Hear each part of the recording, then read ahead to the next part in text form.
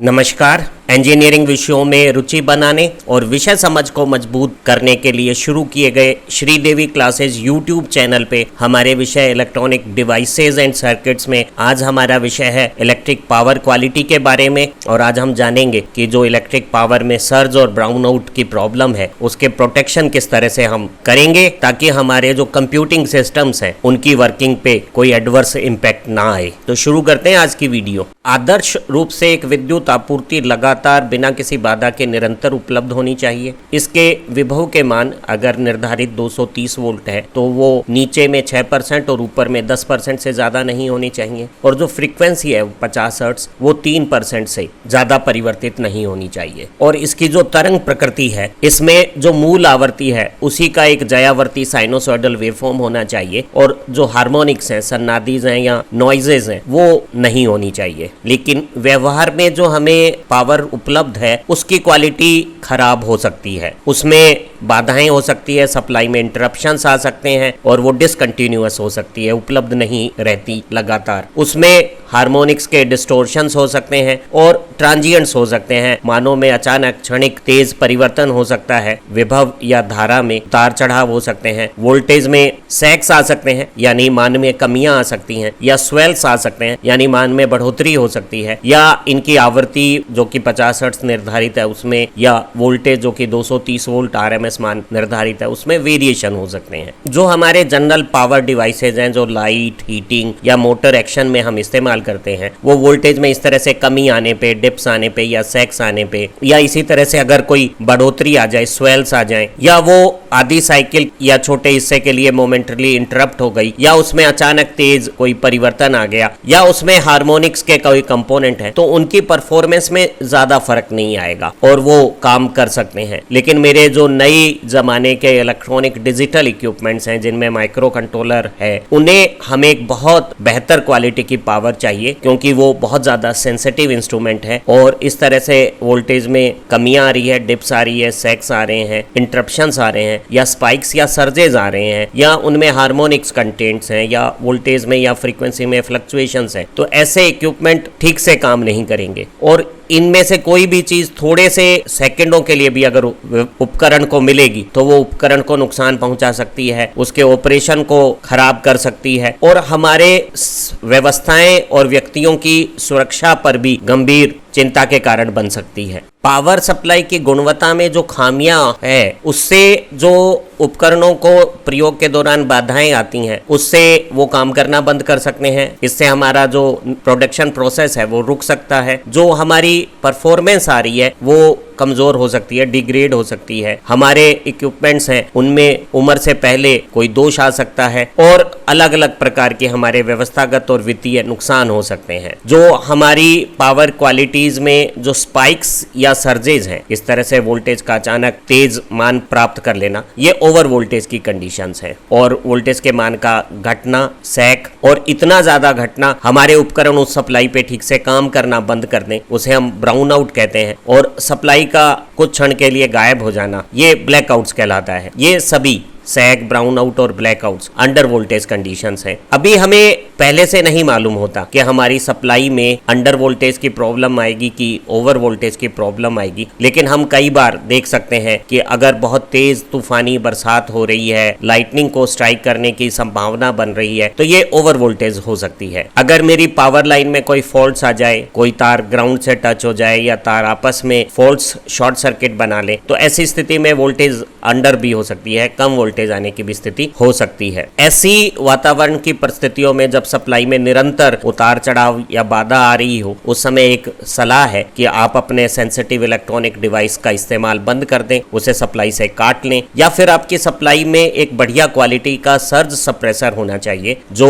Voltage के spikes वगैरह से आपके उपकरण को बचा ले। लेकिन ध्यान रहे कि अगर हमारा उपकरण अंडर वोल्टेज ब्राउन आउट्स की कंडीशंस में अगर शटडाउन ले लेता है तो आप उसे उस शटडाउन से इस तरह के सर्ज सप्रेसर से बचा नहीं सकते। सभी तरह के बचाव के लिए जो सबसे बेहतरीन उपाय हो सकता है वो है कि आप अलग से एक अनइंटरप्टेड बैटरी बैकअप वाली पावर सप्लाई यूपीएस का इस्तेमाल करें। सारी प्रॉब्लम्स और किस तरह से यूपीएस या सर्ज सप्रेसर हमारा बचाव करते हैं उसको समझ लेते हैं। एक अच्छी क्वालिटी की पावर निरंतर एक नियत मान की उपलब्ध होनी चाहिए, लेकिन अगर मेरी सप्लाई में ओवर वोल्टेज की समस्या है तो उसका जो विभव मान है वो अपने सामान्य क्षमता जो 230 वोल्ट निर्धारित है उससे ज़्यादा हो जाएगा। मेरे सभी जो उपकरण हैं, कंप्यूटर्स हैं या दूसरी चीज़ें हैं, उनकी इंटरनल पावर सप्लाई जिस तरह की बनी हुई होती है कि वो हल्की मात्रा में जो ओवर वोल्टेज की कंडीशंस हैं, जो कि यूजुअली 10% तक हो सकती है इंक्रीमेंट में, उन्हें वो आसानी से हैंडल कर लेंगी और इससे हमारे उपकरण के काम पे कोई परेशानी नहीं आएगी, बशर्ते कि ये जो ओवर वोल्टेज की जो समस्या है वो निरंतर लगातार ना हो, बल्कि थोड़े से समय तक ही हो। कुछ दूसरी ओवर वोल्टेज कंडीशंस को हम स्पाइक्स या सर्जेस कहते हैं। इनमें वोल्टेज इस लिमिट से कई गुना ज्यादा हो सकती है। एक स्पाइक है वो एक छोटा ट्रांजिएंट क्षणिक भर आने वाला ओवर वोल्टेज का एक इम्पल्स है जो मिली सेकेंड्स, 1 सेकेंड के 1000वें अंश से भी कम समय में होता है और इनके कारण हो सकते हैं कि पड़ोस के किसी दूसरे हैवी इक्विपमेंट में कोई स्विचिंग हुई है, किसी सर्किट ब्रेकर ने किसी इंडक्टिव सर्किट को अचानक ट्रिप कर दिया है, कहीं पावर काट दी गई है या आकाश की कोई बिजली कहीं हमारी विद्युत व्यवस्था के आसपास गिर गई है, तो ऐसी स्थिति में ऐसे स्पाइक्स आ सकते हैं। इन स्पाइक्स को हैंडल करने के लिए हम स्पाइक सप्रेशर्स यूज करते हैं, जो एक स्नबर सर्किट है जिसमें एक रेजिस्टेंस और कैपेसिटर का सीरीज कॉम्बिनेशन उपकरण की सप्लाई लाइन के पैरेलल में लगाया हुआ होता है और अचानक अगर तेज वोल्टेज अगर बदलती है तो कैपेसिटर उससे चार्जिंग करंट लेगा और वोल्टेज के बदलाव को इतना धीमा कर देगा कि ये स्पाइक का जो ट्रांजिएंट है वो खत्म हो जाएगा और हमारी वोल्टेज का बुरा असर उपकरण को नहीं आएगा। तो इस तरह के जो स्नबर सर्किट हैं वो हमारे स्पाइक से बचा लेते हैं। आमतौर पे हमारे जो इलेक्ट्रॉनिक इक्विपमेंट हैं उसमें स्पाइक का ड्यूरेशन इतना कम होता है कि उससे कोई परमानेंट डैमेज हमारे उपकरण पे नहीं होता, लेकिन स्पाइक्स जैसी ही एक ओवर वोल्टेज प्रॉब्लम है सर्ज, जो हमारे उपकरण के लिए एक सीरियस थ्रेट हो सकती है, उसके डैमेज करने के कारण भी बन सकती है। सर्ज भी एक तरह की ओवर वोल्टेज कंडीशन है, लेकिन इसका मैग्नीट्यूड स्पाइक से कम होता है और ड्यूरेशन स्पाइक से ज्यादा होता है। ये कुछ मिली सेकेंड्स हो सकती है और इसके स्पाइक की तुलना में ड्यूरेशन अधिक होने के कारण एक सर्ज हमारे इक्विपमेंट को नुकसान पहुंचा सकता है। वो हमारी सेंसिटिव इलेक्ट्रॉनिक सर्किट को परमानेंट डैमेज कर सकता है या किसी कंपोनेंट या पार्ट्स को डैमेज कर सकता है। हमारे उपकरणों में अगर सर्ज का मैग्नीट्यूड अधिक नहीं है तो इसे हमारी जो रेगुलेटेड पावर सप्लाई है वो अब्जॉर्ब कर लेगी और उपकरण या किसी कंपोनेंट पे इसका बुरा असर नहीं आने देगी। लेकिन अगर मैग्नीट्यूड ज्यादा है सर्ज का तो हमें एक प्रोटेक्टिव इक्विपमेंट सर्ज सप्रेसर का इस्तेमाल करना चाहिए, जो एक सीधा सरल सा और बहुत सस्ता सा प्रोटेक्टिव सिस्टम्स है जो हाई वोल्टेज के जो ट्रांजिएंट सर्जेज होते हैं इन्हें जो बाहर से लाइटनिंग से आ सकते हैं या इंटरनल स्विचिंग से पैदा हो सकते हैं, अगर हम किसी इंडक्टिव सर्किट को ऑल ऑफ सडन ब्रेक करते हैं तो वो भी हमारे सर्किट में ओवर वोल्टेजेस वगैरह पड़ोस में भेज सकता है। तो ऐसे जो सर्ज सप्रेसर हैं वो हमारी जो लाइन है उसके बीच में हम ये जो लाइन में जो 2 तार हैं फेज और न्यूट्रल तो सीधा जा सकता है और जो सर्ज सप्रेसर की जो यूनिट है आप देखिए इस बीच में जो ग्रीन हाईलाइट दिख रहा है उसमें लगाई जा सकती है। और जो सबसे महत्वपूर्ण इसमें जो प्रोटेक्शन का इक्विपमेंट है वो एक फ्यूज के साथ ये मेटल ऑक्साइड वेरिस्टर है, जो इस तरह के नॉन लीनियर प्रतिरोध है जिनका मान सामान्य वोल्टेज पे तो बहुत अधिक है। तो ऐसी स्थिति में इनमें से धारा प्रवाह ज्यादा नहीं है, लेकिन अगर यहाँ स्पाइक्स आती है या सर्ज आता है और ये वोल्टेज का मान बढ़ता है तो इनका जो रेजिस्टेंस है वो तेजी से घट जाता है और ऐसी स्थिति में यहाँ जो धारा प्रवाहित होगी वो या तो इस फ्यूज को उड़ा देगी या फिर ये मेटल ऑक्साइड वेरिस्टर स्वयं तो नष्ट हो जाएगा, लेकिन यहाँ आउटपुट में वोल्टेज को ज्यादा नहीं होने देता। हम बैकअप पे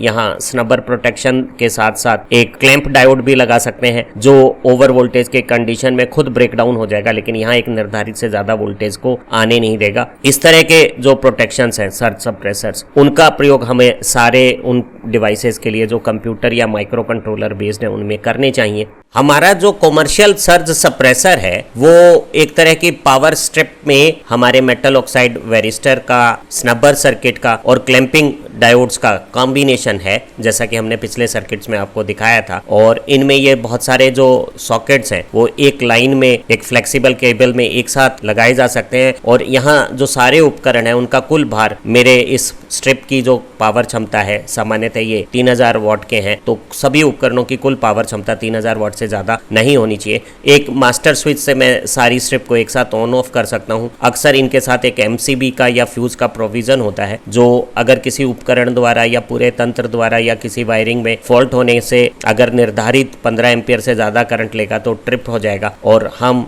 MCB को जो ट्रिप हो गई उसे रीसेट भी कर सकते हैं ताकि इस्तेमाल करने में ज़्यादा परेशानी ना आए। अब यहाँ जो हमने मेटल ऑक्साइड वेरिस्टर्स लगा रखा है वो हमें सर्जेज और स्पाइक से प्रोटेक्शन प्रोवाइड करेगा। जैसे ही वोल्टेज बढ़ेगी जो मेटल ऑक्साइड वेरिस्टर है उसका रेजिस्टेंस घट जाएगा और इससे उस मेटल ऑक्साइड वेरिस्टर में करंट फ्लो होगा। जब करंट मेटल ऑक्साइड वेरिस्टर में ज्यादा जाएगा तो वो इस फ्यूज को या MCB को ट्रिप करवा देगा और मेरा उपकरण ओवर वोल्टेज से जो नुकसान हो सकता था उससे बच गया है। और ऐसी स्थिति में यहाँ करंट जाने के साथ साथ रेजिस्टेंस का मान घटने से वोल्टेज का मान बढ़ नहीं पाएगा। जो हमें स्पाइक्स मिलेंगे सर्जेस से तो ये मेटल ऑक्साइड वेरिस्टर बचाव कर देगा, और जो स्पाइक्स है उनसे ये स्नबर सर्किट का कैपेसिटर बचाव कर देगा। और अगर बहुत धीमे तेज वोल्टेज आती है, ओवर वोल्टेज 10% से ज्यादा होती है, तो ये क्लैंपिंग डायोड हमें बचाव कर देगा। तो आप देखिएगा कि सबसे तेज समय में अगर वोल्टेज बढ़ रही है तो ये स्नबर सर्किट का कैपेसिटर बचाव करेगा। अगर ये सर्ज है, थोड़ा ज्यादा ड्यूरेशन की ओवर वोल्टेज है, तो मेटल ऑक्साइड वेरिस्टर्स काम करेंगे। और अगर ये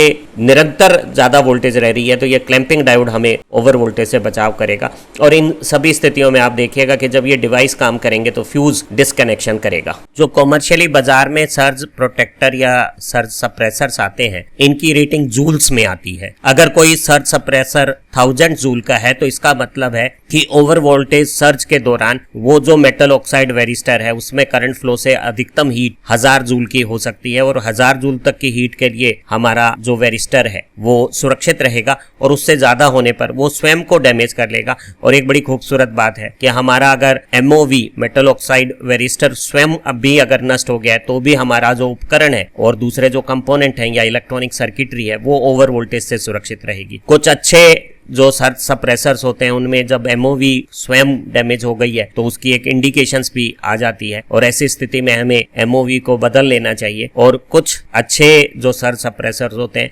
उनमें समांतर में एक से अधिक MOVs लगाई हुई होती है। तो हमने देखा कि अगर हमें सर्जेज वगैरह से या स्पाइक्स वगैरह से बचाव करना है तो एक उपाय तो सर्ज सप्रेसर है, और एक और उपाय है कि हम खुद अपनी battery backup uninterrupted power supply का इस्तेमाल करें और मेन लाइन की बजाय जो ऑनलाइन UPS है उससे हम सप्लाई को दें, या फिर सप्लाई को लाइन इंटरेक्टिव UPS से दें जिसमें लाइन के बीच में सर्ज सप्रेसर जैसा कोई भाग है जो हमें स्पाइक और सर्जेज से बचाएगा, और हमारे उपकरणों को लगातार एक क्लीन स्टेबल सप्लाई उपलब्ध होती रहेगी। हमारे कमजोर पावर सिस्टम की एक समस्या ब्लैकआउट है। अच्छी क्वालिटी की पावर निरंतर बिना बाधा के उपलब्ध होनी चाहिए, लेकिन हमारी स्थितियों में पूरी इलेक्ट्रिक पावर कंप्लीटली लॉस हो जाती है, खत्म हो जाती है, और हमारे कंज्यूमर के एंड पे जो उपलब्ध वोल्टेज है उसका मान शून्य हो जाता है। और इस तरह से जो कुछ मिनटों या घंटों का जो ब्लैकआउट पीरियड होता है जिसमें सप्लाई भौतिक रूप से अनुपस्थित हो गई है, ऐसी स्थिति में हमारे जो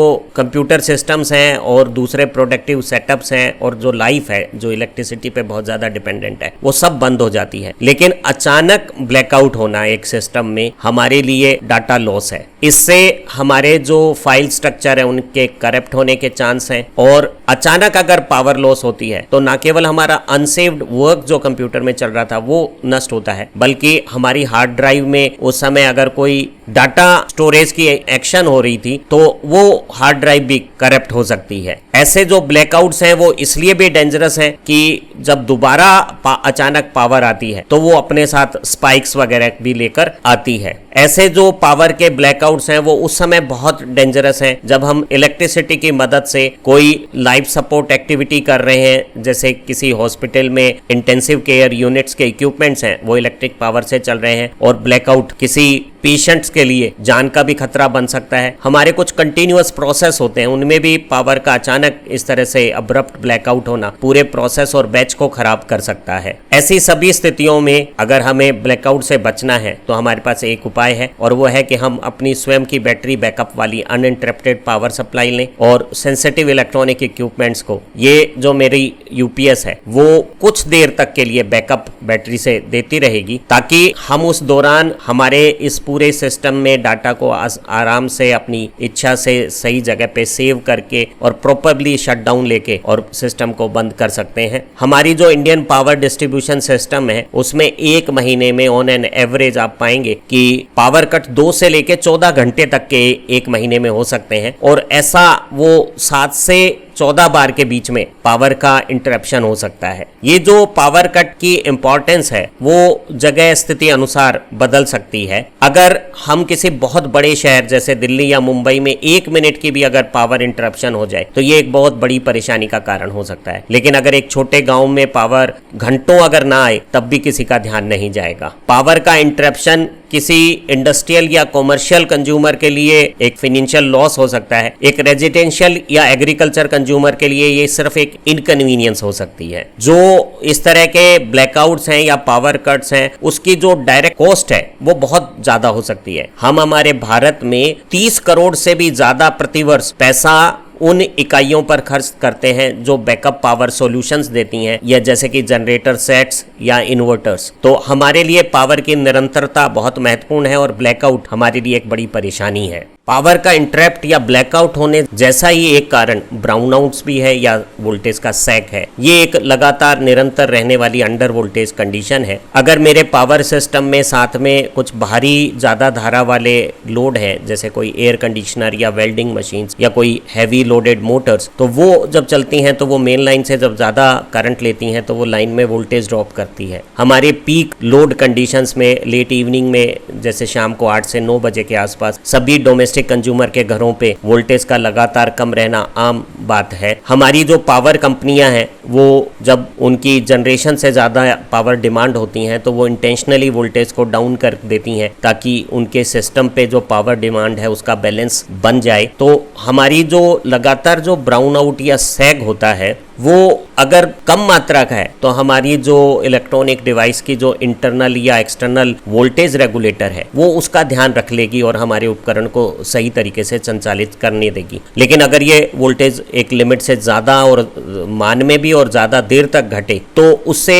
जो ब्राउन आउट की कंडीशन आएगी और मेरा जो पावर सप्लाई सिस्टम है वो अचानक ट्रिप कर देगा और वो सप्लाई को उपकरण से डिस्कनेक्ट कर देगा। हमारे जो सेंसिटिव इलेक्ट्रॉनिक इक्विपमेंट है जैसे कंप्यूटर्स हैं या किसी गेम के कंसोल्स वगैरह हैं उनमें ऐसी ब्राउन आउट कंडीशन में जब अचानक सप्लाई सिस्टम से डिस्कनेक्ट होती हैं तो जो उनके कीबोर्ड की कंडीशंस वो फ्रोजन हो जाती है। हमारे सिस्टम में अनएक्सपेक्टेड क्रैश आ जाता है और इसमें डाटा न केवल लॉस्ट होते हैं बल्कि वो करप्ट भी हो सकते हैं और हमारी जो फाइल्स हैं या हार्ड डिस्क पे जो डाटा है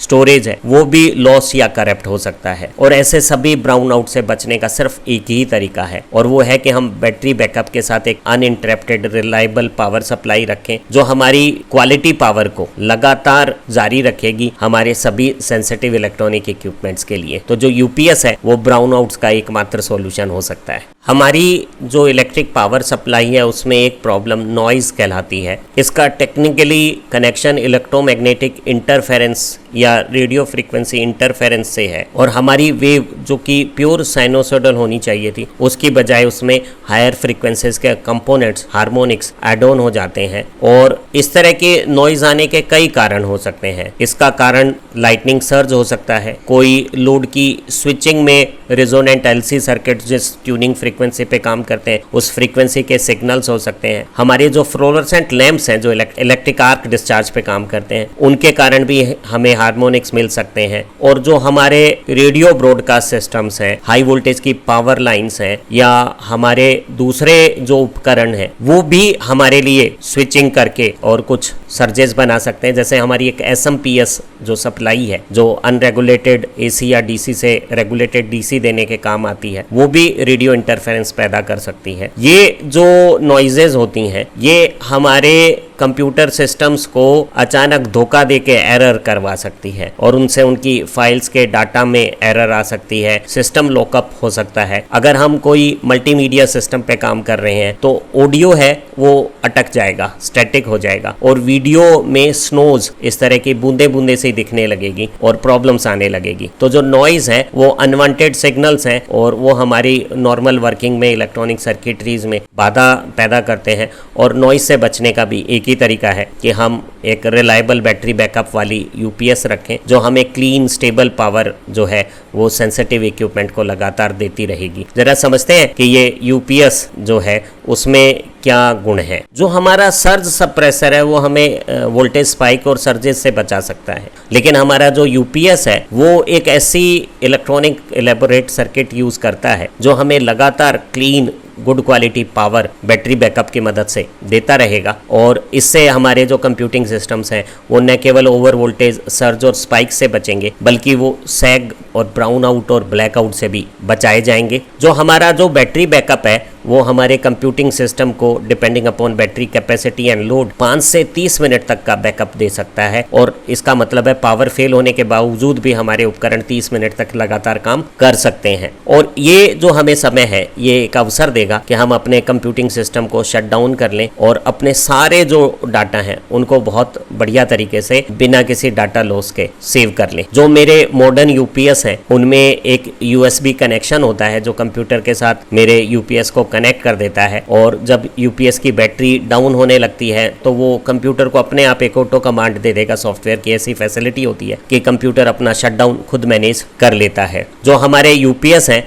वो बाज़ार में वीए रेटिंग्स में आते हैं और वो पॉपुलरली जैसे 500 वीए, 800 वीए और 1001 केवीए या 2 या 5 केवीए के हो सकते हैं। जब हम यूपीएस का इस्तेमाल करते हैं तो एक रिकमेंडेशन है जो लेजर प्रिंटर जैसे ज़्यादा पावर कंज्यूमिंग डिवाइसेज हैं उन्हें आप यूपीएस से कनेक्ट ना करें। और एक और बात है कि जो हमारे सेंसिटिव इक्विपमेंट हैं कंप्यूटर या सर्वर जिनमें डाटा लॉस होने की तकलीफ हो सकती है किसी भी कंडीशंस में, उन्हें हमें यूपीएस से सप्लाई करनी चाहिए। और जो दूसरे उपकरण हैं जैसे टीवी है या हमारा कंप्यूटर का मॉनिटर्स है या जो प्रिंटर्स हैं या दूसरे जो नेटवर्क के हमारे राउटर्स या स्विच वगैरह हैं, उन्हें हमें बचाने के लिए सर्ज सप्रेसर का इस्तेमाल करना चाहिए।